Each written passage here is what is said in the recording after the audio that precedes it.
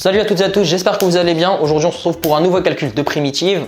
Donc, on a la fonction f qu'on veut primitiver et on voit qu'on a un quotient, donc 2x plus 5 sur 2x carré plus 10x. Là, ce qu'on peut remarquer, c'est que le degré du numérateur, il est un cran moins élevé que celui du dénominateur. On voit que le degré du dénominateur, il est de 2 et le degré du numérateur, il est de 1. Et ça peut nous faire penser au ln. Pourquoi? Parce que la dérivée de ln, donc ln de u, c'est u' sur u. Et vu que la dérivée de u se trouve au numérateur, elle aura, si c'est un polynôme, si u est un polynôme, la dérivée de u, elle sera un cran moins élevée. Le degré de la dérivée de u sera un cran moins élevé que le degré de u.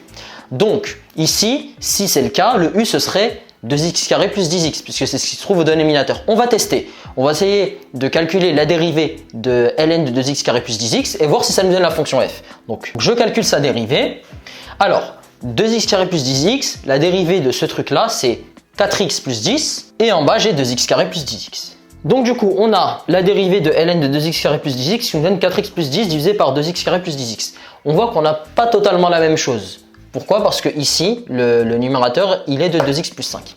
Mais est-ce que c'est vraiment dérangeant? Non. Pourquoi? Parce que 4x plus 10, en fait, c'est un multiple de 2x plus 5. Qu'est-ce qu'on remarque? On remarque que 4x plus 10, c'est 2 fois 2x plus 5.